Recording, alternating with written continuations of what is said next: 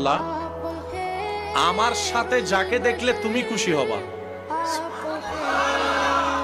আমার সাথে যাকে দেখলে তুমি রব হিসেবে খুশি হবা, আল্লাহ তুমি আমাকে তাকে দান করো।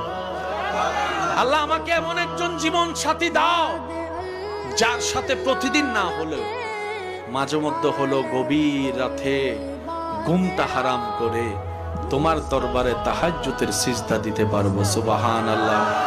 আল্লাহ আমার জীবনে এমন একজন নিয়ামত দাও যে ব্যক্তিটা আমার জীবনে আসলে আমার ভাঙ্গা ঘরটাও শান্তিতে রূপান্তর হয়ে যাবে। আল্লাহ আমার জীবনে এমন একজন সাথী দাও যেই সাথীর পেট থেকে, যার মাধ্যম থেকে আল্লাহ তোমার প্রিয় বান্দা আও ওয়ালাদিন সালিহিন ইয়াদউ লাহু, এমন সন্তান দুনিয়াতে আসবে, এমন নেককার জীবন পার্টনার আমাকে দাও। বলেন সুবহানাল্লাহ।